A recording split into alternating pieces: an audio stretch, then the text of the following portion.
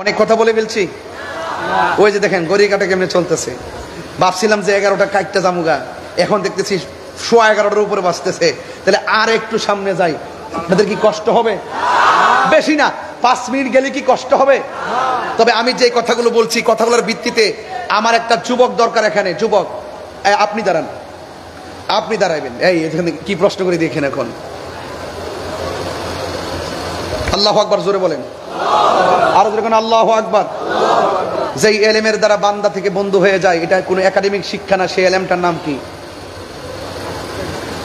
হ্যাঁ,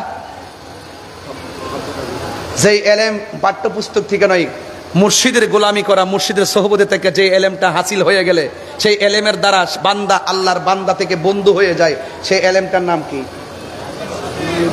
এলমে লাদুনী। এই যে বেটা, ঠিক আছে, মাশাআল্লাহ। বসেন, একটু খেয়াল রাখেন বাজি, যদি বেশি কিছু না বুঝেন, যারা বুঝে তাদের কাছে যাইয়েন। এটা আল্লাহর আইন। তুমি যদি না জানো, যিনি জানেন তার কাছে যান। আপনি যাইতেন না, যাইবেন কার কাছে? ওই যারা কাম দেশের পাগল, হেগোর কাছে যাইবেন।